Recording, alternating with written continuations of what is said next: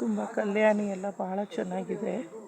ಸ್ವಾಮೀಜಿ ಎಲ್ಲ ಭಾಳ ಗುಡಿ ಇದೆ. ಒಳಗಡೆ ತೆಗಿಯಂಗಿಲ್ಲ ಹಾಗೆ ಅಷ್ಟೇ. ವಾದಿರಾಜರು ತಪಸ್ಸು ಮಾಡಿದಂಥ ಜಾಗ. ಪ್ರತಿದಿನ ಹಯಗ್ರೀವ ರೂಪದಲ್ಲಿ ಬಂದು ದರ್ಶನವನ್ನು ಕೊಡ್ತಾಯಿದ್ದ ವಾದಿರಾಜರಿಗೆ.